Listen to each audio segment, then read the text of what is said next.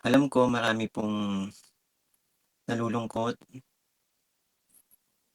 marami ang nadismaya. Kapidongski TV. Ko marami dito nalulungkot, marami po ang nadidismaya pero yun po sana ano, sana yun isa lang po ang kahilingan ko, sana respeto po natin ang naging desisyon ni Kalingap Rab bilang siya naman din po yung naka-discover po sa amin and sana naiintindihan yung ang kahilingan lang po nito ay sana po maintindihan ninyo sapagkat alam niyo naman po ang rason kung bakit. Saka saka hindi niyo ang mangyayari lang naman nito is, hindi niyo na po mapapanood yung kwento po ni Chris pero still makikita niyo pa rin po si CJ, nasa Team Kalinga pa rin po, ako po nasa Team Kalinga pa rin. Makikita niyo kami, puwede kaming may possibilities na magkasama kami in one frame, pero hindi nakakagaya po nung nakasanayan ninyong mapapanood ninyo na kikiligin kayo, kakaroon kami ng gano'ng usapan,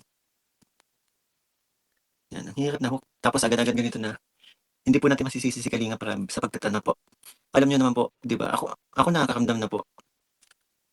Ako nakakaramdam naman naman din po na yun nga, may dati pa na may possibilities na po na puwede nga po kaming ihinto dahil nga po gano'n.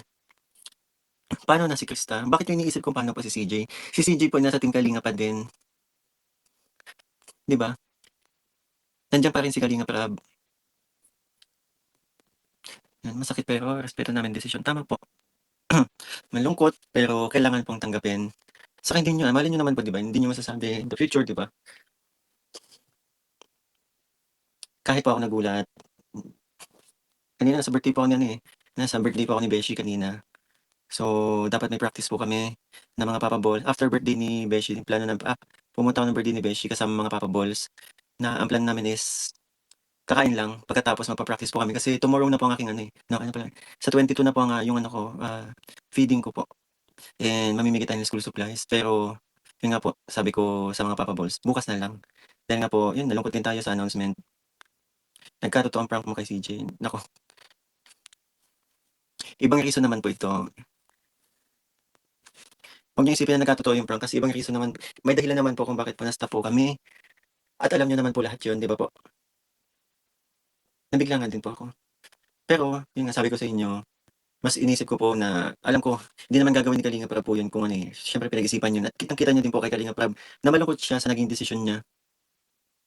Malungkot siya sa naging desisyon niya kasi nga po, yun nga dahil nga sinisilip nga po kami ng mga nasa labas, yun yung mga hindi nakakaintindi, yun yung mga hindi nakakaintindi na ang nais lang namin ay magpasaya, 'di ba? Nasimulan yan sa siyempre, 'di ba nga magkuya, tuloy na magkuya. Nung una 'di ba gano'n lang gano'n, kaso minahal po ng marami yung tandem namin hanggang sa nagtuloy-tuloy kaya eto, nakikita naman din po namin, nakikita din ni Kalingap Rab kung paano po ninyo minahal po ang bawat minahal kami siyempre and ayun nga, hanggang sa umabot actually ako po hindi ko nga po ito hindi ko nga po in-expect na aabot pa sa ganitong part. Kailan ba tayo 25 o 26? Hindi ko in-expect po yung aabot dun dati iniisip ko nga lang siguro madami ng 10 kasi nga po alam ko iniisip ko nun, hindi puwede kasi nga po yun nga age gap nga po. Pero yun umabot tayo hanggang sa nag 1 year anniversary pa nga po. Pero yun nga, totoo yun, naintindihan ko naman po kayo na yun daming nagsasabi kami po kami ang naging sana inisip ni Kalingap Rab yung mararamdaman. Sa totoo lang po inisip ni Kalingap Rab po ang inyong mararamdaman.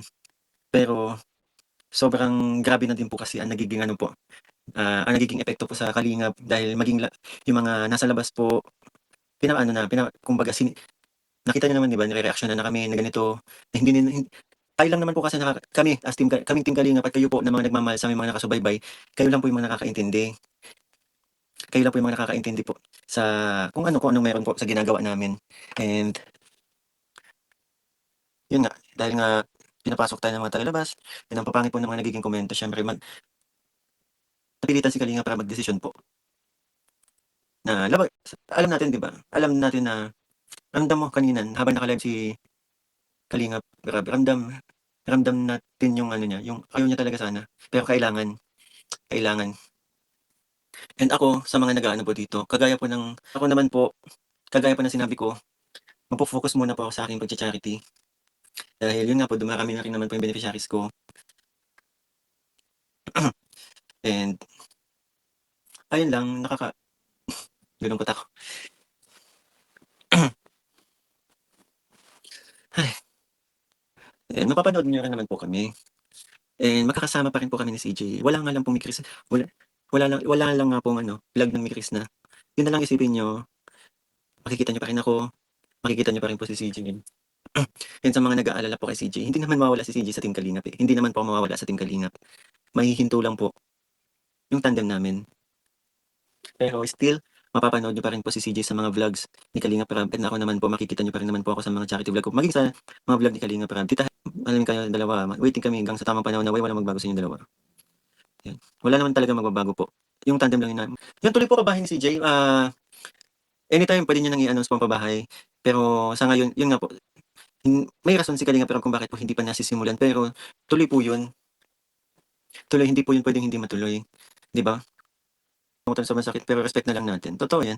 Respeto po natin kasi hindi naman po gagawin ni Kalingap Rab yan ng basta-basta. Pinag-isipan po yan ni Kalingap Rab. Siyempre, inisip niya, nanimbang niya si Kalingap Rab kung ano yung magiging epekto kung tanggalin niya at siyempre kapag hindi niya po tinanggal, isipin niyo na lang din po yung naging nakasalalay din po kasi ang Team Kalingap po dito sa naging desisyon niya. Sa Velvet Live Selling, hindi ko na po masasabi, hindi ko po sigurado at hindi ko po alam. Still, sabi ko nga sa inyo, mapapanood niyo pa rin po. Alam ko yung malungkot ako pero dito kami nakasupport sa inyo. Salamat po sa yung patuloy pong sumusuporta. Mawala man na ni Chris, still andyan pa rin po kayo. And syempre, sa support niyo para kay CJ, andyan pa tuloy-tuloy pa rin po. May magkakaroon pa din ng vlog naman si Kalinga para kay CJ po. Sabi ko nga po sa inyo, hindi niyo na, ang lang po is, hindi na po masusundan yung episode po na ni Chris. Ang kulit ko sa mes pero mag-aantay kami after 2 years. Mami Lenny, yan, tadhana na lang po ang makakapagsabi. Yan, siyempre, gusto ko rin pong magpasalamat sa mga yun, sumuporta po sa amin, mga nagmahal. Yan, siyempre sa mga nabuong team po. Sa mga nabuong team. Simula nung nagkaroon ng Mikris po. Maraming salamat po sa inyo. And sana, yun, kahilingan ko lang din po sana. Patuloy po ang pagsuporta ninyo. Patuloy pa rin po ang pagsuporta ninyo sa Team Kalingap po. Sa akin, siyempre kay CJ, kahit wala na pong kahit na wala na kayo mapapanood na Mikris po. Naku, wag kayong alam niyo yung kaka-announce pa lang po na nalulungkot tayo. Sana po wag kayong mag-overthink dito.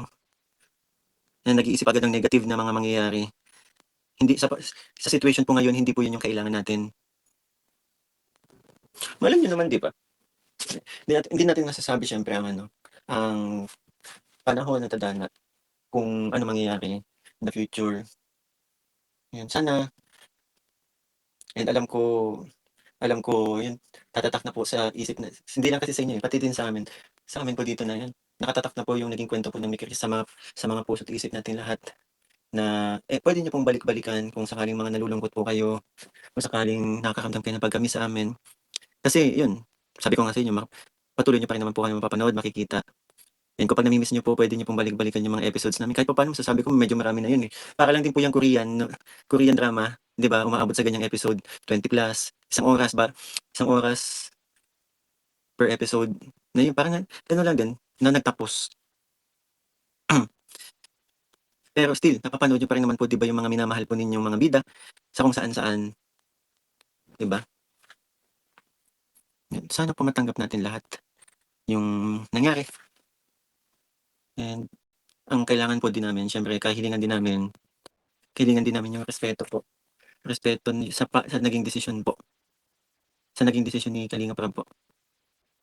Yun, makakaasa kayo, siyempre. Makakaasa kasi katulad ng sinabi ni Sir Michael San Jose, yun po kami naman ni CJ, siyempre, may pinagsamaan na rin po. And magkakasama pa rin naman po kami. Thank you CJ. Yan, ayan po. Kuya Mikoy, hope alam mo support yung gusto. Hindi na siguro pwede yun, eh. Kasi yun nga, hindi ko lang alam pero yan. Galing din mismo kay CJ. Nagpapasalamat po si CJ sa inyo sa naging po, mainit na pagtanggap at pag-support at pagmamahal niyo po sa amin as Mikris Tandem. And sana po yun, hindi man ninyo mapanood ang hindi, dahil hindi nyo man po mapanood na ano ba 'to, na wala na kayo dahil nga po gano'n, hindi dahil alam mo yun, tingnan niyo nabubulol ako nung pumasok kanina tuloy-tuloy yung sinasabi ko nung pumasok si CJ. "Sige CJ, kaya mo na 'yan." Pumasok ka lang nabulol na ako. Tingnan mo, tawanan agad kayo.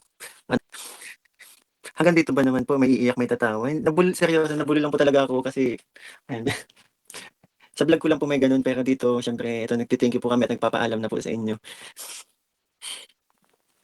Kaya mami-miss namin kayo pero siyempre yun sa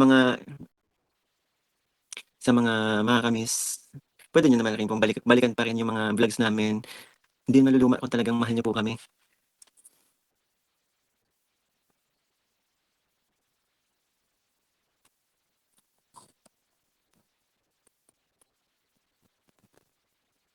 Basta po kung ano man mangyari o saan man dalahin, sana nandiyan pa rin po kayo, 'di lang para sa akin pati kay Kian po. Ay grabe salamat CJ. Thank you sa thank you na grabe ka talaga. Kahit hindi niyo na po mapanood si CJ, regular na kasi nga dahil nga po wala na mi Chris, patuloy pa rin pong suportahan ninyo. Lalo na kapag nasimulan na po ang pabahay ni CJ, sunod-sunod na po ninyo mapapanood 'yan. Minsan na 'yan makasama tayo kay Kalingap Rab, makita natin kung paano 'yan, makita natin kung paano magbago yung buhay ni CJ, 'di ba? Mi Chris lang po mawawala, yung tandem namin pero nasa team Kalingap pa rin po kami, ha. Tuloy-tuloy lang po sana support kay CJ and siyempre sana yun gano'n din sa aking channel po. And yun nga, sabi ko sa inyo focus muna tayo sa pagcha-charity. Ayun siguro nasabi ko na rin naman lahat na ng mga ano gusto kong sabihin and gano'n gano'n na rin po si CJ. Ikaw ito naman para ka naman nagpapaalam sa'kin. Tawagin nga ay salamat CJ. Salamat, salamat, salamat.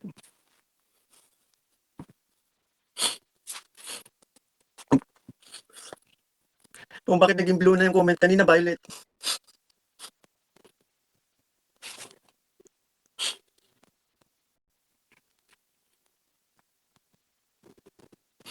Kasi parang kung makapag-comment ka alam mo naman nagpapaalam. Kikita pa rin naman Kalingap pa rin naman ako. Hindi naman ako maalis sa Kalingap. Ba't naman ganyan yung comment mo? Hindi naman kasi ha, nagtitigil na din ako sa mga supporters namin ka na pambihira ka.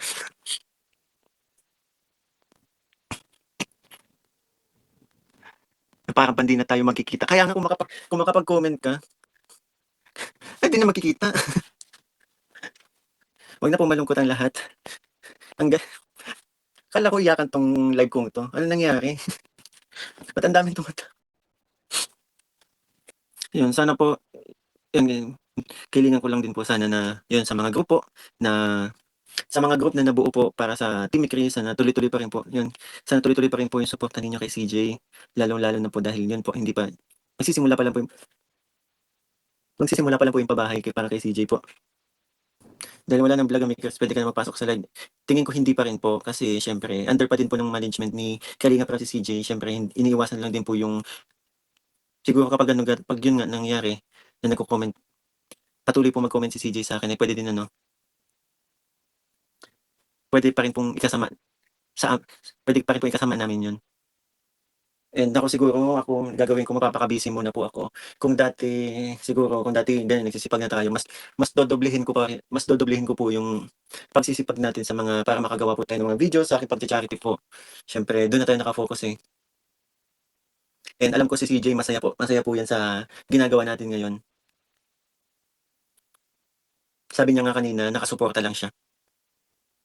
Yan, naiintindihan ko yung mga reaksyon niyo pero sana walang galit na umiral dito. Yun, kung magtampo man po, kaintindi-intindi yun, pero sana maintindihan natin lahat at irespeto po kung ano yung may naging desisyon. Hindi po basta-basta yung naging desisyon na katulad nito, lalong-lalo na alam namin na marami po kayong nagmamahal. Siyempre, yun, isang yakap po para sa inyo, yung mga kami-Chris. Magpapasalamat na lang din po ako sa lahat ng mga ayun, nakasuporta po simula't simula hanggang sa umabot kami sa ganitong punto, episode 20 anyways, yun sa mga lahat ng nabuo po na Team Bisdak, dami, Yan, maraming salamat po mga kalingap. Siguro nasabi ko na rin naman po sa inyo lahat ng mga gusto kong sabihin sana yun po, umaasa po ako na sana matanggap po natin lahat matanggap natin lahat mga Microrationers ang yun naging desisyon ni Kalingap Rab at sana yun, wag sumama ang loob natin. At isipin niyo na lang na kaya po nagkaroon ng desisyon na ganito para din sa ikabubuti namin ni CJ. And huwag kayong mag-alala, patuloy pa rin po mapapanood, nakikita niyo pa rin po kami sa siyempre sa mga vlogs ng Kalingap and ako din naman po sa channel ko. And siyempre maraming salamat po sa mga nagmamahal sa amin, sa patuloy pong nagmamahal at sa patuloy pong magmamahal. Maraming salamat. Please keep support Kalingap po and siyempre Krista Jane po. And siyempre sa lahat ng mga ano, again po salamat sa mga nabuong ayun, sa mga nabuong team, mga nabuong pagkakaibigan dito sa Micris. Maraming salamat. Siyempre sa mga naging mamis ko, mga naging titas, mga naging ates, mga naging nanay, maraming salamat po. Sana nandiyan pa rin kayo kahit walang Micris, nandiyan pa rin po kayo sa amin, nagmamahal. And siyempre thank you po sa patuloy po ng pag-support sa mga charity vlogs ko. Yun, maraming salamat. And please support pa din po Kalingap Rab. Yan, wag na wag nang sad. Yan. Dito pa rin kami ha. So paano? Ako po'y magpapahinga na rin kaya maraming salamat. Yun. Micris is now signing off and bye-bye po. Maraming salamat. We love you all.